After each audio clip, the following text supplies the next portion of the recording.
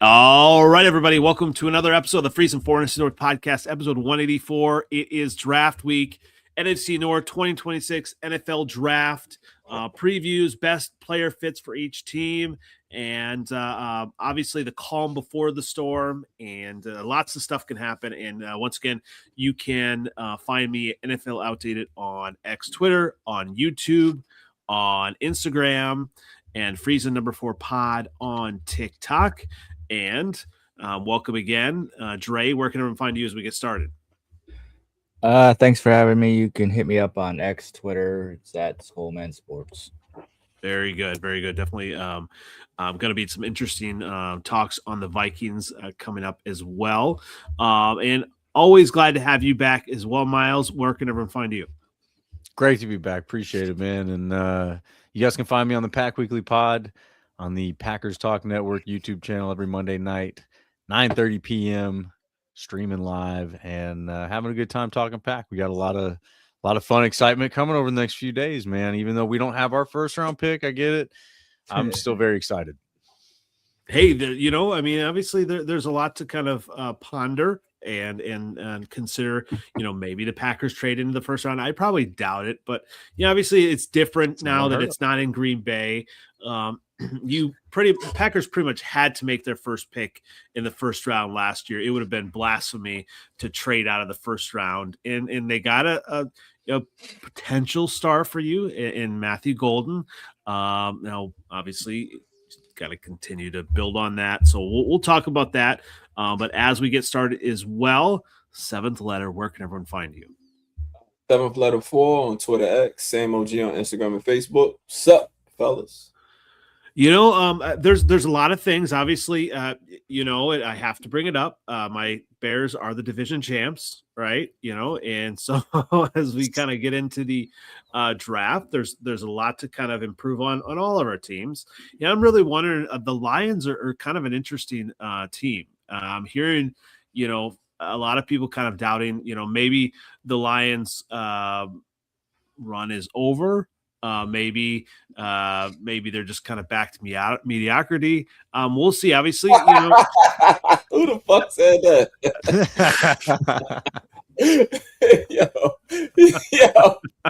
yo, you crazy, yo. Oh shit, when that happened, I wasn't there. I mean, that's when you look at the draft. I mean, you still do have some positions to fill. She gonna be bullshit tonight. All right. I had to get you going. It's the week of the draft. Draft Eve. It is draft eve, and so I mean, when you look at the division, I mean, we're I feel like we're all still kind of right in the conversation, and obviously there are a few things that you can go either way on either team. And when you look at the Lions seventh letter, I mean, obviously I say a little bit tongue in cheek, but who knows? I mean, if you don't have the trenches, maybe the Lions are just kind of gonna stay out of the playoffs.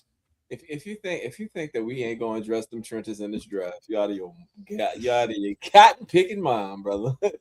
Okay, so that's even if we don't get Proctor, even if we don't, the line of scrimmage will be addressed both sides.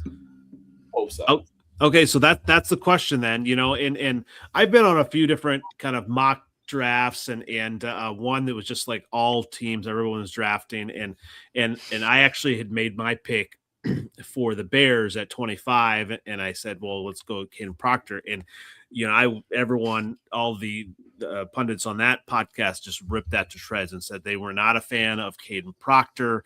And a lot of people are saying maybe he's a guard, and now I'm seeing people mocking Caden Proctor to the Lions. So obviously I want to give Miles a shot here.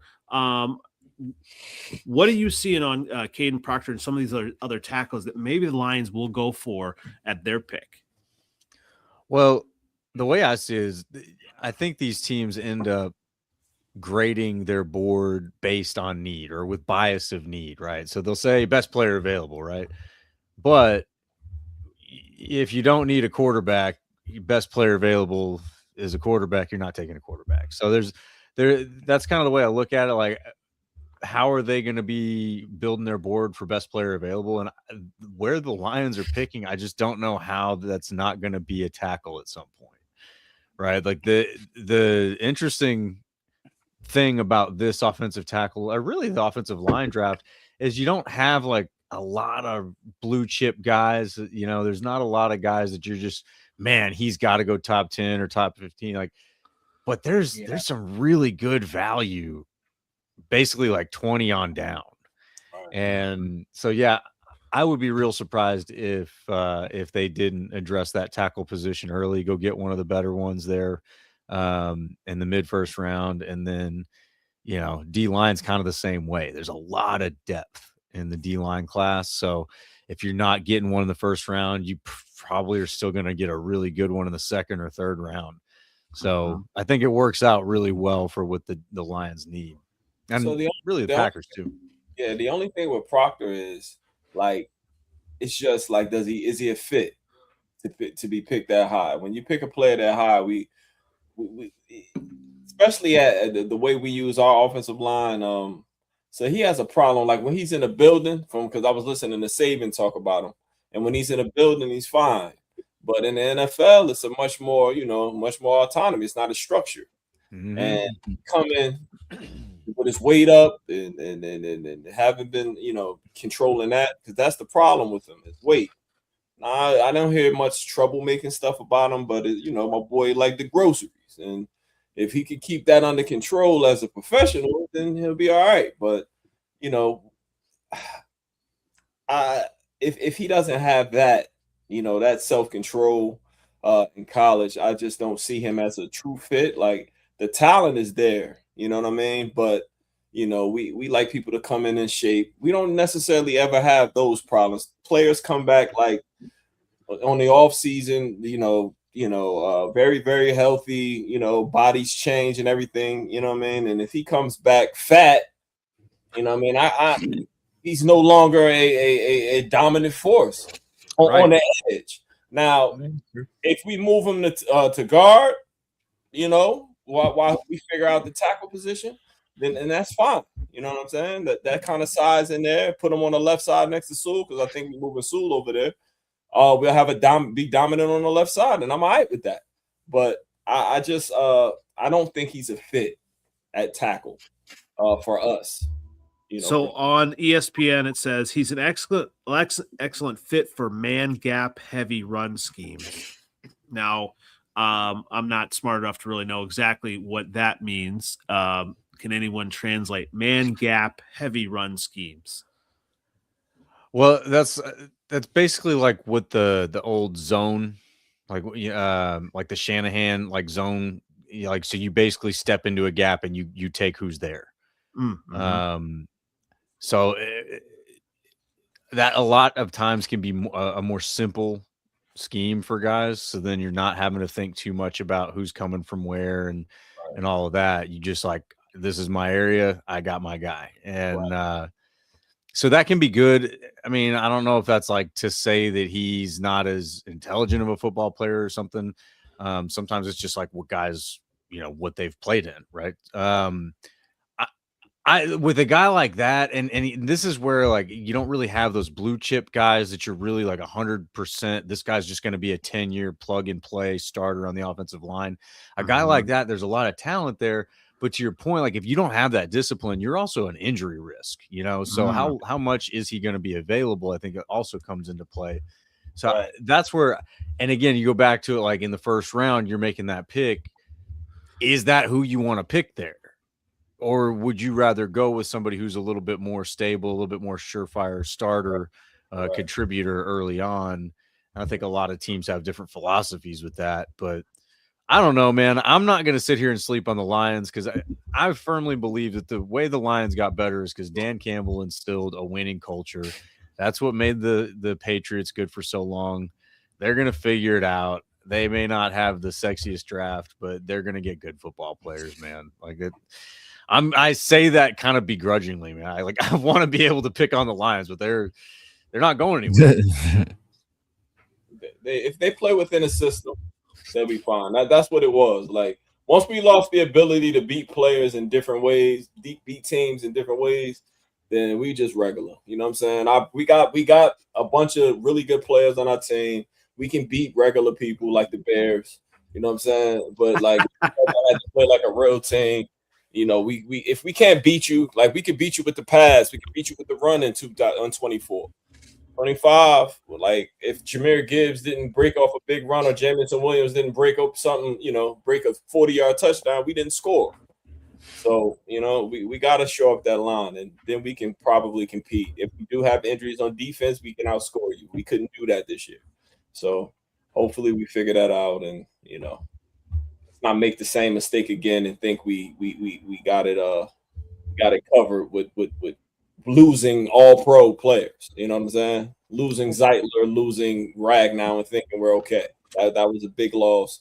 And we saw it in the wins. Games that we were supposed to win, we should have beat both Vikings games and lost them, because of the interior of the line suffered. So, and that's what I mean, like, as part of that winning cultures. I don't think that's overlooked.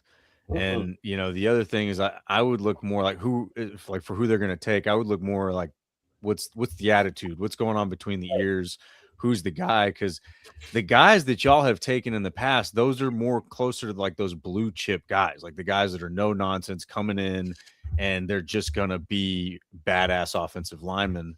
And so I think that even like the presence of question marks kind of would probably chase them away from someone like a Proctor. But there's no shortage of options still there in that area, so that's where it's like, you don't know what their board looks like, but I would be surprised if you're not coming away with an offensive lineman in the first round. Yeah, and it's playing, and there's a couple that will still be there at 17. You know what I mean? It's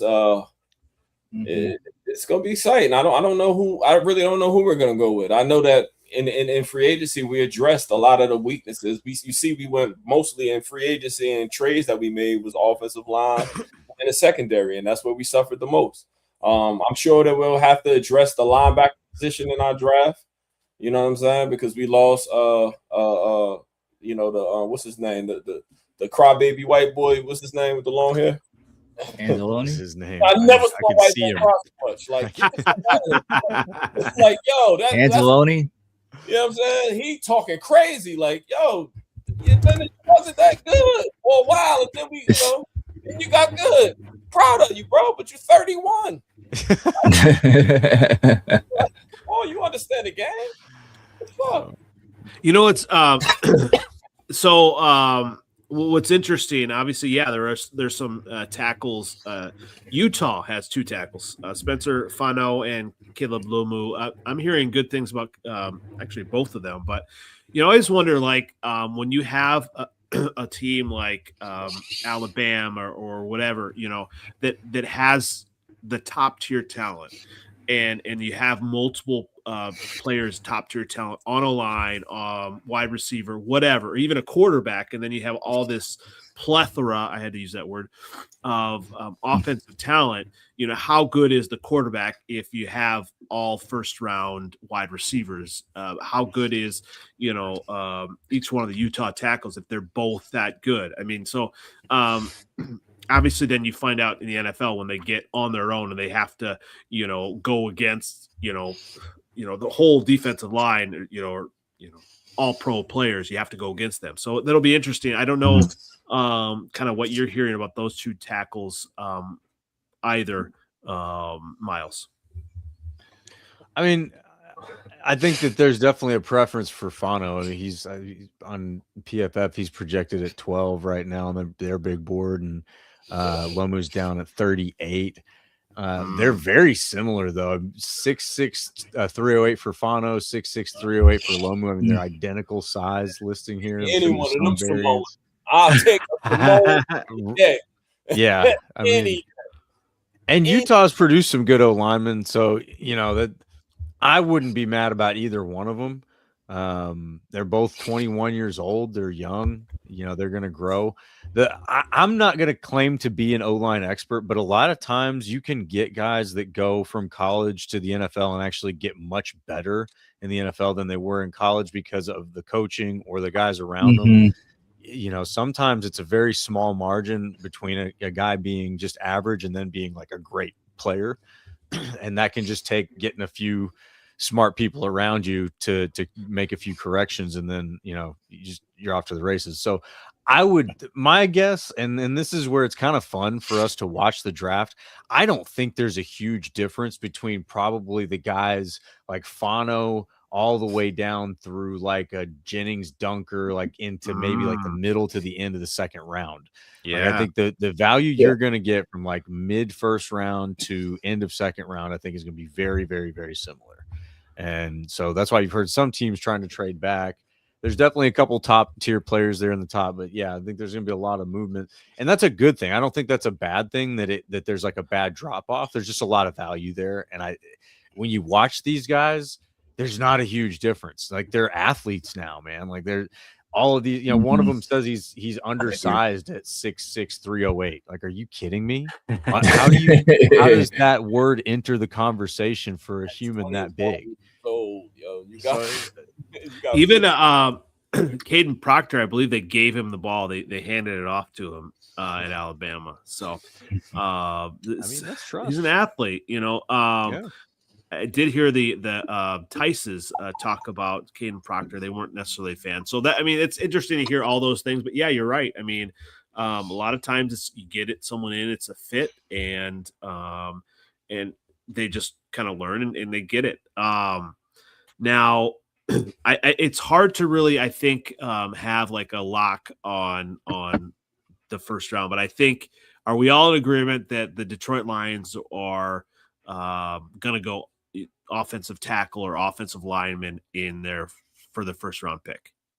I don't know how they don't. I like in that range. I don't know how you don't. I don't know who's going to fall to you that forces you to take them. I mean, you're at 17, right? Isn't that it? Yeah, you're at 17. Yeah. There's potential for a few players to fall, but I mean, it would have to probably be. You're not going to take a receiver, are you? Nope. Oh, look who it is. They better freaking not pick no wide receiver. We just traded up and couldn't trade for nobody last year. Trade. We better not.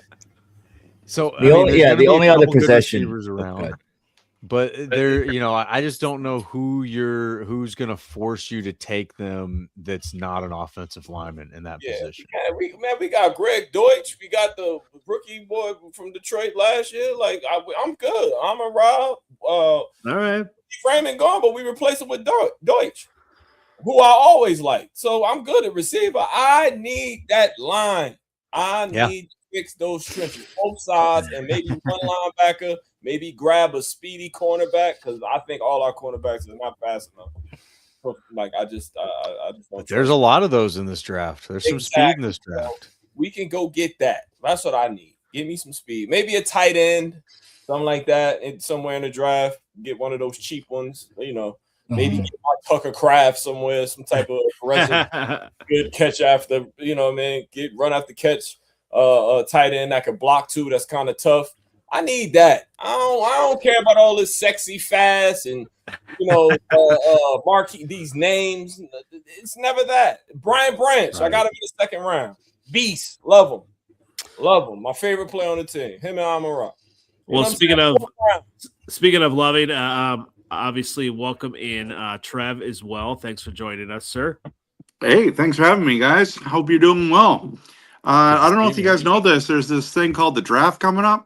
Yeah, we're just talking about. What's that? We're just talking about that. This is the first time in my life I'm not going to watch the first round.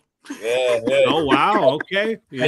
I'll probably watch some of it. You gotta do homework. You gotta do your homework on the rest of us division. Come on. There's going to be some drama in the first round, man. I think there is too. So I think we're all in agreement that the Lions probably in their first pick, 17, are going to go offensive tackle. Whatever they do the rest of the draft. I think it's possible they could go defensive end. I think there's a good amount of depth there. Whoa, you just Uh-oh. you just I guess I just blew Trev's mind apparently. My bad. I'm in a hotel room. I'm sorry. You could not handle that take. That was awesome. All right. Well, I mean, that'll be interesting. So let's go to the next pick. The Minnesota Vikings. All right. Maybe there's drama there. But 18, I mean, if there's a certain running back there, maybe they'll take him. What are you thinking for the Vikings at 18, Dre? So at this point, there's a lot of players that I like. But I think, like, I don't know if they're gonna last the 18. Like you have, I like you said, the running back. Like I think, like if he fell, I don't think he's going to. That'd be great to pick up. I like, and then the two Oregon players, like Sadiq. I think he's a really great tight end, and we definitely need that for the future. Wow, that's crazy. And obviously, Cinnamon, I can't pronounce his last name. The safety, like he's pretty nasty. Yeah. And like they could pick him up. But the thing is that I think that there is still like relative depth, at least at the safety position. There's a good amount of like players that they could pick up in the later rounds. So they don't have to go that way. And like I said, kind of offline, like a lot of the positions, I feel there's not like a terrible depth, like just like options. I think Miles was also talking about it. It's just like as you like they're all decent enough to where you could pick them up anywhere. I think if anything, the tight end position is the only one that I would say is relatively lacking. And then by that I mean like I only really like Sadiq. Obviously he's a monster, but then there's only like one other one that I like really like, who they could easily pick. I think he would last probably the second round, and that's I think. Is that Stowers? I'm a yeah. big fan of Stowers. Oh, I like him a lot. I think Stowers. Yeah. I think like he's very similar to Sadiq, but without like the flashiness. So I think he can make it to the second round, and if the Vikings could pick him up, if Sadiq doesn't fall, I think they could get him in the second round. And then, but otherwise, they have like picks that they need to get. They have to get offensive linemen eventually. Yeah, we do need a running back, but again, like we can get those in the later rounds. You don't have to go on that. Watch the Vikings trade up for a running back tomorrow. I mean, watch. You know, I want that. I want that camera inside the Vikings clubhouse. I want to see that. We talked about that last week. I mean, that's made for TV, going back and forth between the Viking triumvirate, whoever is going to be making the decisions there. I mean, I think I saw a post. Someone said that like Brzezinski's going to be the absolute final say, but I really don't think that's also. I don't think that's totally true. I think it's like you said, kind of. It's going to be a joint collaboration pick, and whatever's best player available, we'll see, and maybe we'll try to trade back. I think that's the one thing that's very interesting about this draft is that like a lot of teams are going to be willing to trade back. I think that's the very interesting aspect about this draft, that I don't remember a draft like this, in the sense of just like a lot of teams aren't like so like there's no I don't know, like Adrian Peterson or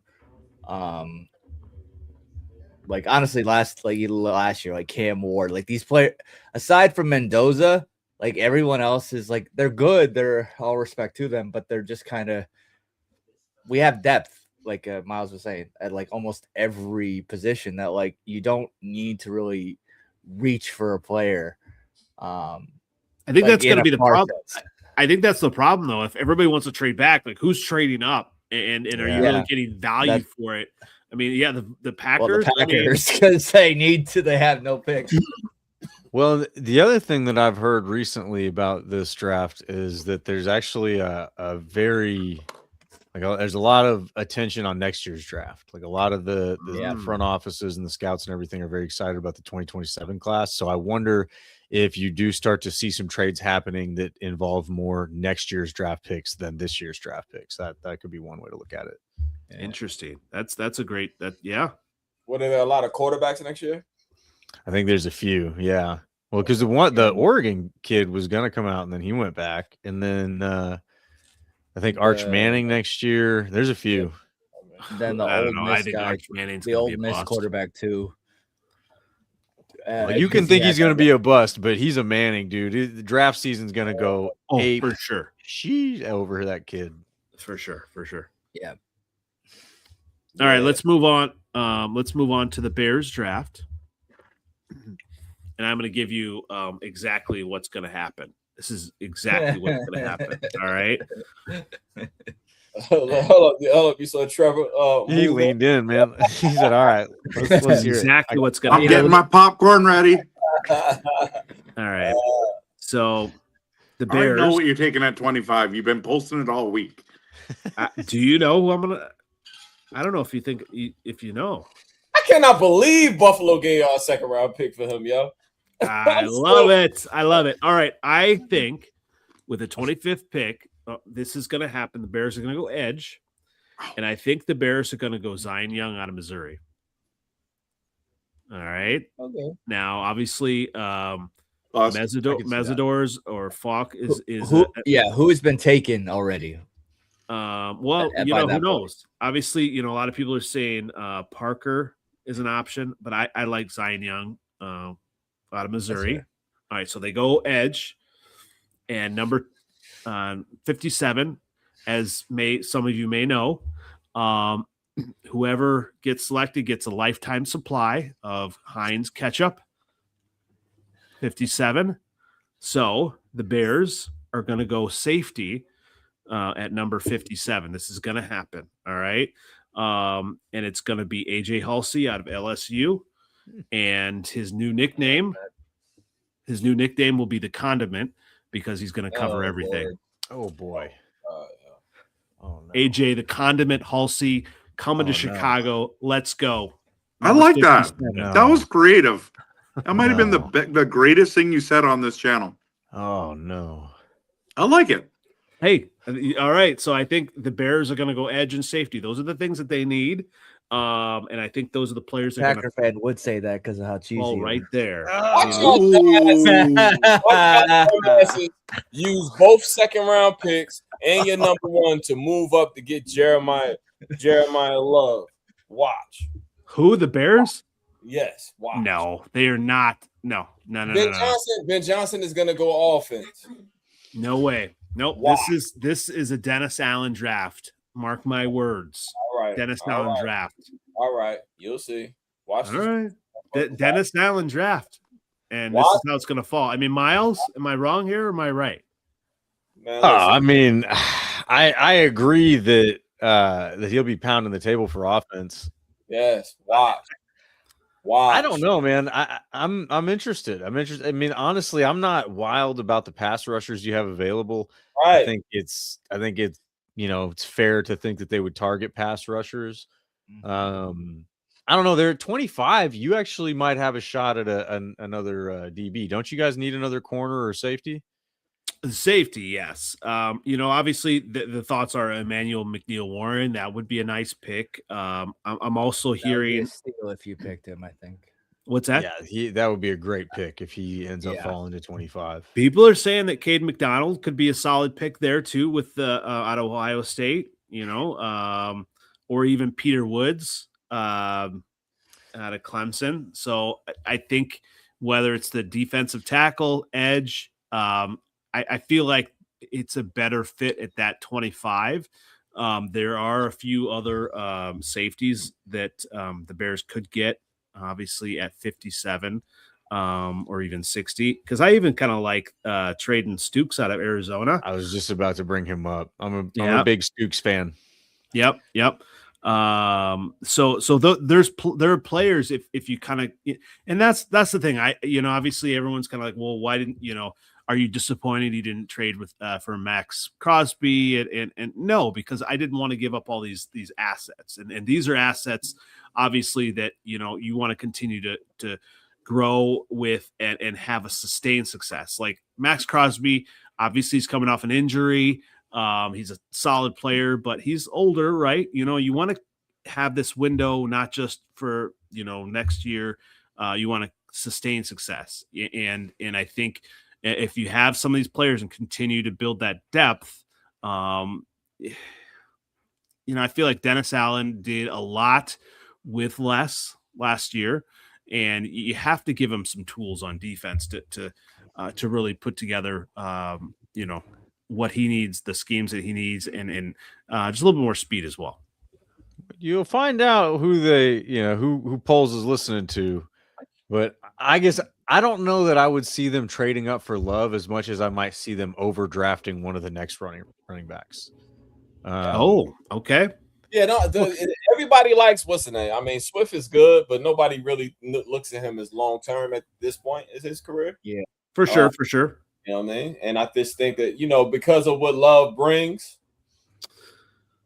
So so you're thinking of, okay, so I'm interested to kind of hear your thoughts, Miles, on this, because why you don't want to hear my thoughts? Because it hurts your feelings. That's why. Because you know why? Because the Bears suffer from something called "I think I'm already there." They think they're there already, and the Bears will do something stupid like that because they do that all the time. And y'all sign that sorry ass general manager because Ben Johnson saved y'all last year with that easy ass schedule. And you crowned them, and you're gonna build a statue because y'all went to the playoff. You're gonna move up. You're gonna trade those 2 second-round picks and that first to move up to Jeremiah Love 4-3. That's why. Because I'm that tool in his office. I'm not sold on Jeremiah Love. Sorry, I get it. Whoa, really? You know what? Someone said. Good. He's good, but you know what everyone told us the Bears to do last year? Trade for Ashton Genty. All right, and he was all right. You should have. He was all right, but guess who was comparable to Ashton Genty? A Kyle Manning guy, my guy. Tripping, man. Kyle Manning guy. I don't know. We're not considering stealing here. I've been told by Packers. He ain't have the fucking offensive coordinator used to be late to practice. He didn't even come. He didn't even know the play. Chip Kelly robbed another team. I've been told that stats matter. And stats are important. All these people on social media, Packer fans are saying Jordan Love's stats are amazing. Look at the stats. Compare my guy, to Ashton Genty. All right, Ashton Genty had a fantastic game against my depleted Bears defense. All right, but look at stats don't lie, right? Literally, you got to look forward, man. Literally, man. Yeah. You know better than that, man. You know better than that. Like stop. Ashton Genty, if he was on the Bears, he would have played very well for you guys. He would have been better than Manungai. He would. I think this is a hot take. I think Ashton Genty is going to falter in the next couple of years. He's too tiny. He's too small. Not this year. Not with that coach. They're gonna fix that offensive line. He'll be fine. He'll be all right. He'll be fine. All right. He'll be That's fine. Fair. Well, I mean, coordinator didn't know the plays, bro. It's pretty bad, man. It's a bad state of affairs. Not a good place you want to be. Which offensive coordinator was that? Chip Kelly. He didn't know the plays, yo. He robbed another NFL team again. Yeah, wow. yeah. Well, okay. So the reason I'm asking Miles this running backs because this kind of ties into the Packers a little bit because I'm seeing people have the Packers kind of look at drafting later on a certain running back and there are a couple running backs after Love that they're decent. Miles, what running backs were you thinking of? Well, Jardarian Price is I think a pretty clear cut RB2 in this draft. He's good, man. I really like him. Jeremiah Love is good. Like don't think twice on that one. Like that, he's good. He's the real deal. He's gonna be just fine in the NFL. I'm not gonna put anything past the Bears. I just don't think the move is for them to trade up for Jeremiah Love when these other guys are available. And Mike Washington Jr. is the next one who had a phenomenal combine. And with him, you go back and watch him. He's got really good vision. I think he's just raw. I think he's got a little bit more coaching he needs and a little bit of polish. I mean, we're sitting here joking around about Monangai versus Ginty, but Washington very well could emerge in the NFL as the best running back from this class with his size and his physical abilities. So and he does have really good vision. Like seeing him follow his blocks, like he's got it, man. So that's one that I say the Bears could overdraft them because they were the Lions were super excited whenever they got Gibbs, and I think a lot of people felt like they took him really high. Now seeing what he's been able to do for that team, I don't think that's the case at all. But when they drafted him, they were pumped, man. Nobody was upset about that at all. And I think this could be a similar case where you guys might overdraft one of those next running backs based on consensus overdraft. So I would, I'd brace yourself for that. Like, cause those guys are very tempting running backs to take.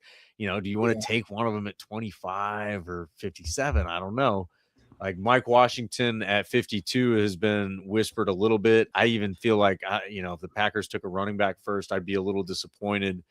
But I'm also kind of in the perspective of like, in Good I trust. I think he makes good decisions most of the time. And if he feels like that's the guy in that spot, like, all right, I'm on board. Let's see it.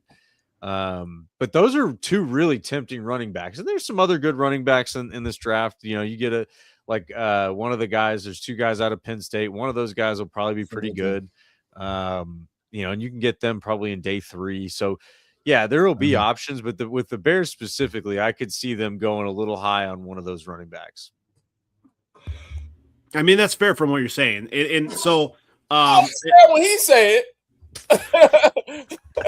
But when I say it, I'm just saying. Yours came with trading our entire draft.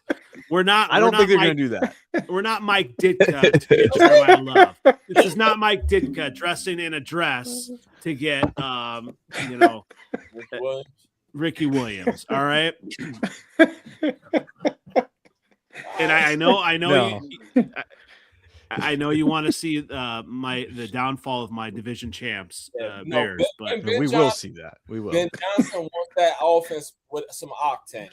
Yeah, that's fair. I guess that's fair. On offense, the more octane you have. You got a bunch of formidable receivers and running backs on your team, absolutely. But the way y'all played the game toward the middle of the season when you guys started racking up the wins, it was just ground and pound. Ground and pound, ground and pound, ground and pound. Get turnovers, ground and pound. That's what y'all did. Ben Johnson don't want to do that. He don't want to do that. He wants to score quick. He wants to put up a lot of points, a lot of yards. Yeah. I know what he wants. I know that clown, yo. I know that clown very well. Y'all go on offense first round. I sorry, man. I so sorry. Sorry. See, that's where I agree with Seventh Letters. Like, I think y'all have that idea that you're already there. And it's like, no, there's definitely things that I would add before I'd add a running back if I was the Bears. But I think he's right. And we're going to find out who can pound the table louder, him or Dennis Allen. And I get everybody wants to throw cold water on my Bears, but everything we're hearing out of Ben Johnson, out of Caleb Williams is last year didn't mean anything. All right. And obviously as a fan, they have to say that. Your whole fan base thought it meant something. Well, okay, we're not Packer fans that say, okay, well, the 2000s, the 90s mean anything, all right? None of that. We've got more championships than anybody else. The championship's in the +3. 0.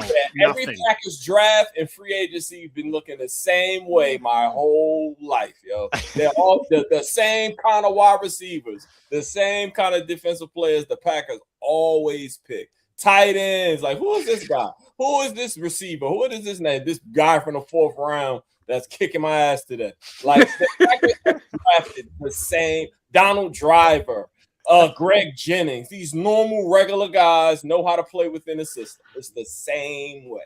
The Bears and the Lions do whatever, whoever's the best player available, because in the Bears, we always got high picks, so we got to pick the supposed best player. And he ends up being a bum and going somewhere else and turning into Jordan. That's the difference, though, between all those other Calvin Johnson a bum?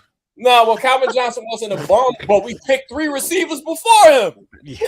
You know what I'm saying? Well, and then you had to pick Calvin Johnson. We picked Mike Williams twice, right? Yeah, we picked Mike Williams, Roy Williams, Charles Rogers before Calvin Johnson. You know what I'm saying? Yeah. All right. Well, I mean, you talk about the Packers, but I mean, all right. Well, I want to get Trev's thoughts here because before I go off on another rant here. So obviously, Trev, you've been fantastic in some of the players that you've wanted for the Packers. And so who do you want for the Packers at 52? I think that our biggest need is cornerback. And so actually Locked On Packers just did a poll. And the results were 59% of people who went on the poll said the Packers need to go cornerback. The thing about Packers fans is we fall in love with one player and we will not get off that player. Now, sometimes they're right. For example, JSN over, and they wanted JSN instead, and then we went and got Lucas Van Ness. We've talked about that on the show a few times. But there's this one name, and I don't know if he's going to be there, but it's Chris Johnson from San Diego State. And if we can land him at 52, it would be a miracle. But I that's the guy I think everyone's kind of wanting. So I don't know if there's a better option than him, but I don't think he's going to get there. That's the problem. We might have to trade up to get a guy like him. Then it's like, is it worth it? But I like the amount of picks we have. I know we got a whole bunch of 7th round and 6th round picks here. So I don't know. I find like for picks for me is I get signed in and go, oh, I want this guy to do that mock draft simulator. And I think I know what I'm talking about. And then we get in the draft and they draft just guys. I'm like, who in the heck is that? You know? And so I don't feel like they ever listen to me, and that's the problem. I wish they would listen to me, but I think it's Chris Johnson is the guy I'm kind of pulling for, but who knows? Is there a more cornerbacks out there, Miles, that would be in that 52 spot that would be other than Chris? Well, yeah, there's a few there actually, and one that I hope falls, and I'm not sure if he will or not, is Brandon Cisse from South Carolina. I really like him. Hell of an athlete. He's also really young, so he's going to get better. I'm a big fan of him. He's been in the SEC, so he's tested SEC receivers. That's my biggest question mark with Chris Johnson is he played well, but who's the best receiver he went against? It's not somebody you probably know. It's not somebody in this draft. So that's the only thing for me. And that doesn't necessarily always mean anything. The Toledo guys have done well and they don't face a lot of good competition. He played at Tulane and he's one of the best cornerbacks in the league. You know what I'm saying? Right. What did he play? I don't know, Tulane or something like that, but one of the best in the business. And Pete. So it really don't matter, yo. The NFL is a different monster. If your coaching staff is good, you can make something out of nothing. Trust me. Oh, for sure. And that's why I agree ultimately with you, Rev, that I don't think he'll be there, Chris Johnson. I do think there's a chance that Cisse is there. D'Angelo Pons will probably be there, but the Packers won't take him. He's too small. They just don't take small cornerbacks.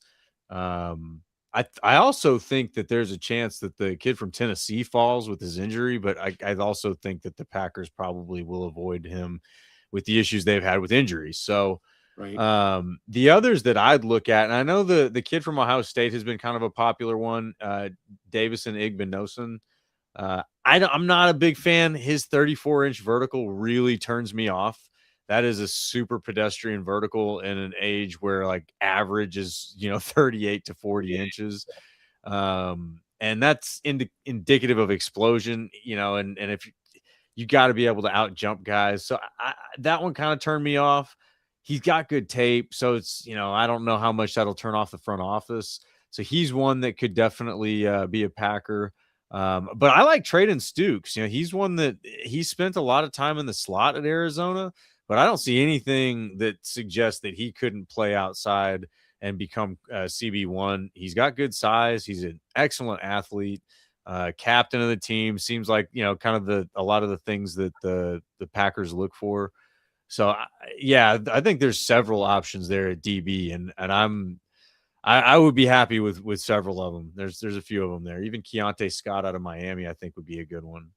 Yeah. The other thing too about the Packers is like, they went and drafted Jaden Reed, and I'm like, what? Who's that? And he turned out to be pretty good. You know what I mean? Right. Then they go and they do crazy stuff like drafting 3 safeties in a draft, or they go and draft 2 tight ends really close to each other, and the first one's not good, and the second one is top 5 in the NFL. So, like I'm with you with the Goot we trust.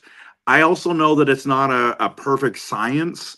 There's a lot of hits and misses, and there's no perfect GM. But man, if you can hit on, like, look at Seattle, they hit on everything and won a Super Bowl. Now the Bears, in my opinion, last year almost hit on everything and they won the division title. So you can do that, but it's rare. It doesn't happen every year. And that's the kind of things that I liked. Like, I would love it if we hit on all our picks, but it's going to be tough. But are we, like, a lot of fans are so mad because we're going, oh, we're looking at wide receiver, we're looking at safety. I'm like, man, like, if you see a guy that you think can play and enhance this roster, why wouldn't you? Like, with all the injuries, go for it. And I do think we're going to pick a wide receiver somewhere in this draft. I just don't know where. But, Wicks was a 5th-round pick, and we got a 5th and a 6th for him, and didn't have to pay his crazy $12.5 million contract. So I don't know. I like what Goot's cooking up here. I'm pretty pumped about it. Agreed. Andy, you're muted. No, the world, God muted him. No, that was me. All right, so I want to ask this question. We'll do this with each team. I know we'll get to your Lions, 7th letter eventually here. So worst case draft scenario for the Green Bay Packers then. Oh man, that's a tough one. Worst case? Well, worst case is just picking someone who doesn't start. Doesn't start, but 2nd, 3rd round, you're looking for starters. Yeah, absolutely. That I mean, best case scenario is you wanting a 5th and 6th round to be a starter, but I just think that's it. But if you're talking about players that are going to bust, it's hard to say for me. I think worst case would be them coming out of this draft without more than one cornerback. You need more than one out of this class.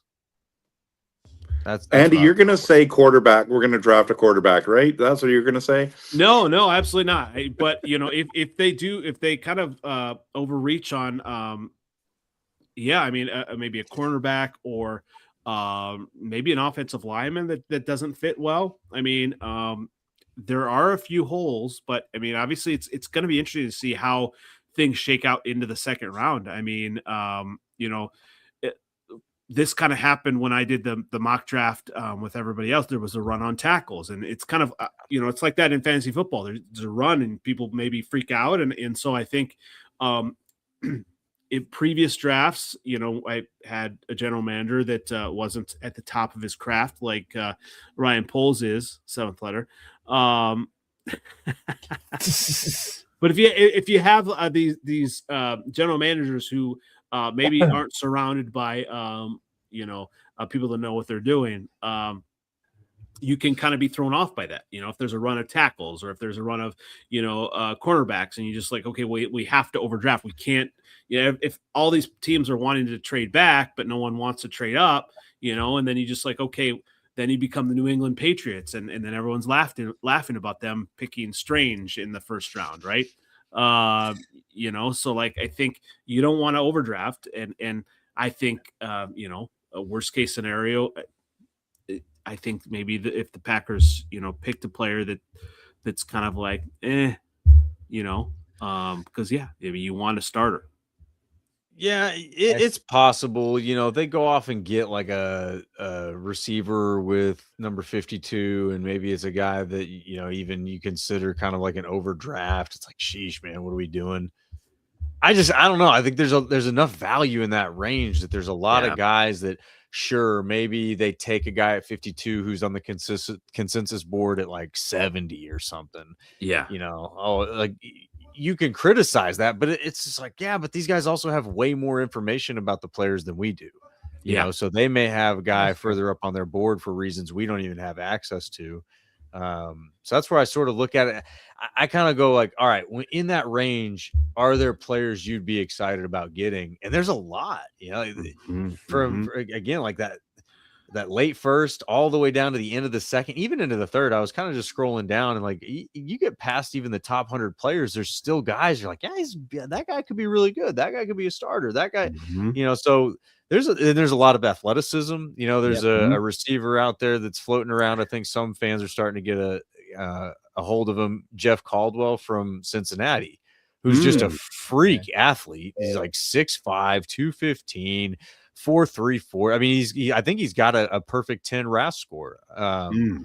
So total freak athlete. What did he do at Cincinnati? Not much. Like when you watch his film, they're never sending him downfield. They're never using the athleticism that he's got. So you didn't really see it on tape. So that's a guy where you're like, well, maybe you get that guy in the 5th round, but he's more athletic than Megatron, for crying out loud. So there's a lot to be interested in here. Another one is Lorenzo Styles, the DB out of Ohio State, Sonny Styles' brother. There's a guy you could get on day 3 who's just a freak athlete, and NFL coaching might be able to do something with him. Well, speaking of kind of worst case scenario and a freak, I am an Iowa Hawkeye fan, and worst case scenario for me as a Bears fan and an Iowa Hawkeyes fan is to see Jennings Dunker drafted by the Green Bay Packers, another Iowa Hawkeye. Although, I would love that. Obviously he's maybe not the top tier, but an Iowa lineman who's going to do everything right, and he's going to be a solid pro. I mean, I could see him being, solid at the Packers. So, and he's in that 51-ish range. So, right. He absolutely would be on the radar, I think. All right. So let's go ahead to the Vikings then.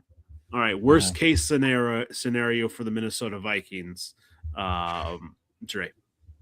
They missed the pick. That was I mean, third time's a charm, right? Isn't that the saying? I don't know. Like, worst case, like, honestly, they missed the pick because, like, the only other thing is, like, if they, and this I would say to anybody, the worst case scenario is that if y'all pick like Carson Beck as your first pick, that's what I would say. That's the worst. Like, and I respect to him. Yeah. Respect to him. Like he Beck think he good. He made it work. He made it to the championship. Like I give him respect for that. But as any of our first picks, whether first round or not, he is not worth that. So if we're all somehow going to him for first round, that's as much as I got. That would be bad. You look like he's on, don't he? Yeah. I think I saw a meme that he looks like the sloth from Ice Age. Absolutely. The sloth. And I honestly can never not see it anymore. I would say it's probably also coming from a Miami fan, by the way. Worst case scenario, if the Vikings actually pick a quarterback, I mean, obviously they have to do something with I mean, they got to figure out what's JJ, is he still going to be in the future plans? Kyler Murray. So if they would throw like a in this first couple rounds, another quarterback in there, like that's just a mess waiting to happen. Yeah, I don't think they're gonna do that though. They have too many quarterbacks, honestly, at this point. Yeah, well, you wouldn't think that you'd let the All-Pro Super Bowl winner walk out of your room either. Well, it's true. And another one that was playing kind of well too. Daniel Jones was playing right for the Colts last year. Let them both walk. Although I think the Daniel Jones one could be a little bit of an aberration. We'll see. Without him, they get rid of some of their wide receivers too, though. The Colts. Well, I mean, they gave Alec Pierce a crazy amount of money. Yeah, which is wild because he hasn't produced that much. He played good last year. It was good, not like $100 million good. Yeah. He'll probably get more and more opportunities this year. I actually liked him. He bust our ass. He's good.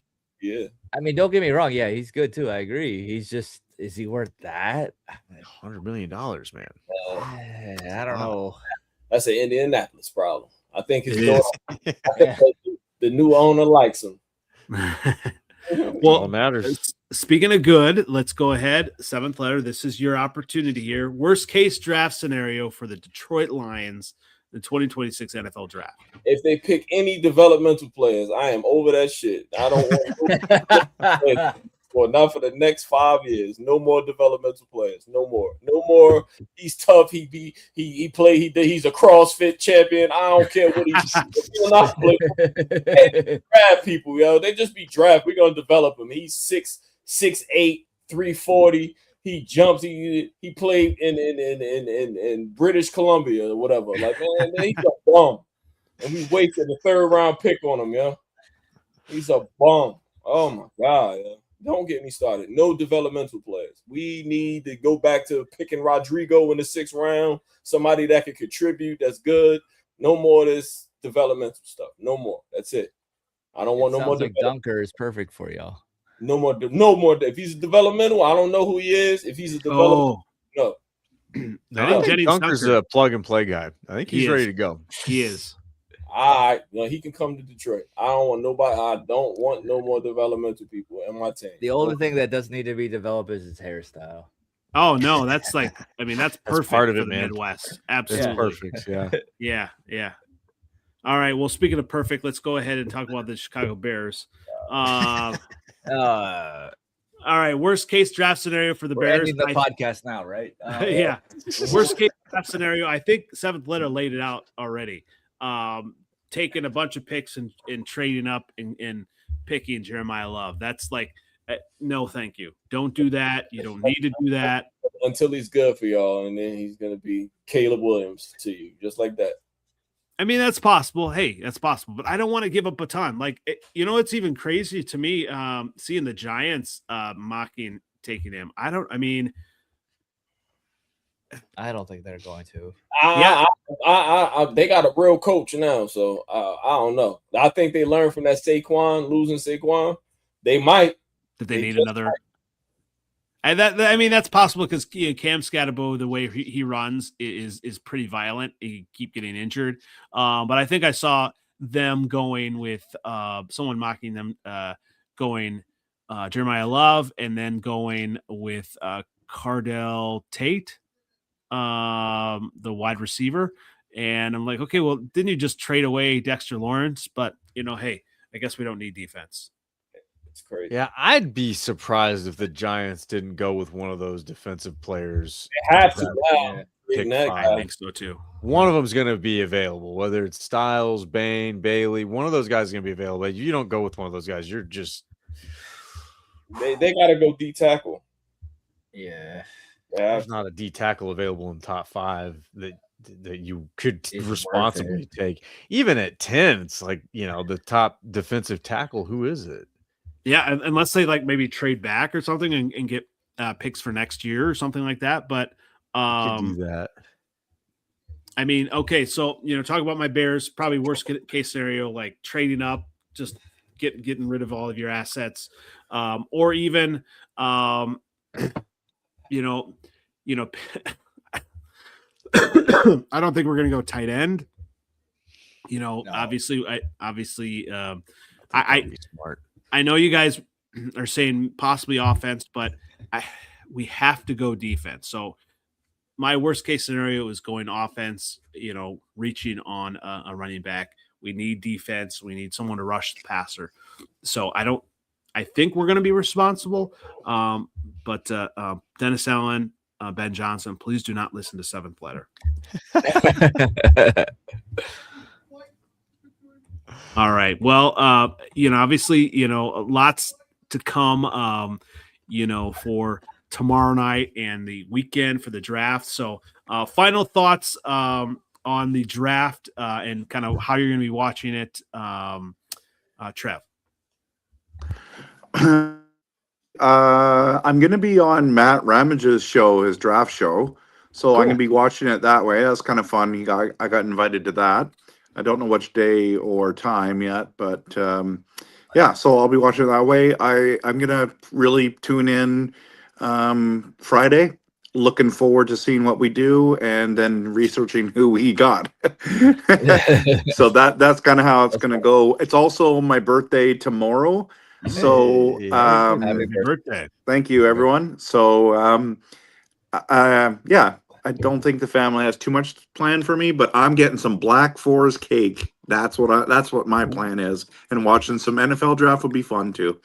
But we're right in the middle of the NHL playoffs too, and it's just been awesome. So every single game's been amazing. So yeah. All good stuff. Yeah, definitely. Sure. I got to try this Black Forest cake eventually. So. Oh my gosh, the best cake in the history of the world. Oh man. What is this? Black Forest? Yeah. So it's chocolate cake with whipped cream and cherries in it, and it's amazing. Cherry sauce. It's so good. That sounds good. That sounds amazing. Well, you can come over. You guys are all invited. I'll invite you over to my birthday party. You guys can just hit a flight. It's not that long. Just go for it. You can stay at my house. And the boat ride there too, right? well, you can fly right here. I can pick you up from the airport, but yeah. That's coming eventually. All right, Seventh Letter, you going to be watching the draft? Yes, definitely. I'm going to be watching the draft. I'm going to get me some wings when I get off of work and do it at the house. Nice. Hell yeah. Friday I'll go out, but the first round I got to watch by myself without nobody around me so I can be happy or sad alone. And then tomorrow, second round, you just don't really care. Second and third. Very good. What about you, Miles? You're going to have many screens. I'll be tuned in. I'll have multiple screens going. I like to have different broadcasts up. Got to have the Twitter one going. I still got the Pack Weekly Pod Twitter I can use. So until they let me out of timeout. But I'll be. And I don't know what it is. Just a pure gut feeling. I really think that there's a less than 0% or a more than 0% chance, that the Packers trade into the first round. Ooh. This feels to me like a 2009 type of time for the Packers. Goot was around when Ted traded back into the first round to go get Clay Matthews after they already got BJ Raji. This feels to me like a quality over quantity type draft, especially when you already anticipate having a plethora of picks next year. So I don't know what resources they'll use. I don't know what they'll do, but it feels like there's a possibility that they could trade into maybe that latter quarter of the first round. So I'll be tuned in, man. Some green and gold magic. And, probably, it'll be orchestrated maybe by Mike McCarthy as well in the Steel City. Hey, now we got to use the network. Not sure that network is one you want to tap into. I didn't have him on my bingo card going back and forth with a Steeler fan about him defending Mike McCarthy, but I had that a couple weeks ago, and that was just that's a whole nother story, but for another day. Dre, where will you be watching the draft? I will be paying attention to it. Tomorrow also is the Timberwolves playoff game, so I'll be paying mostly attention to that. That's what will be on, but I'll be on social media, like paying attention very much so to both Vikings and also the Bills. So because they have a draft that they need to get some people. So All I'll be good paying stuff. attention very adamantly. All good stuff. And, you know, I'm going to be paying attention as well. I'll be probably tweeting all that stuff, probably fending off Packer fan tweets as well. And I'm a little disappointed that I can't, you know, throw shade or, you know, throw cold water on a first round Packer pick this year. So I might just have to, you know, cook something. He said I might have to make one up. I'm going to have to cook something else up. Yes, absolutely. His name is Micah Parsons. Try to throw cold water on that. Well, yeah. I mean, he's going to be on the bench for 4 weeks. So, okay.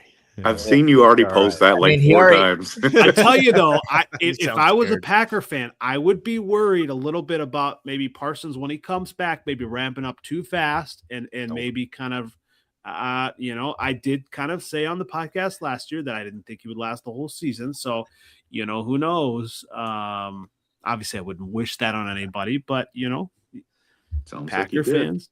Packer fans, you have to just temper the expectations. The standard is a little bit lower than it used to be.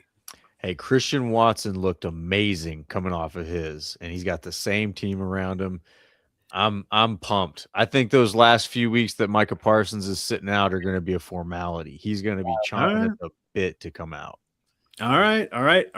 Lots to come on that. I'll kind of let you have that one, and definitely appreciate everyone coming on tonight and talking draft stuff. So once again, it's been the Freezin for NFC North podcast, and we'll catch you next week, and we'll have some reactions on all of that. So thanks again, everybody, and bear down. Hey, go.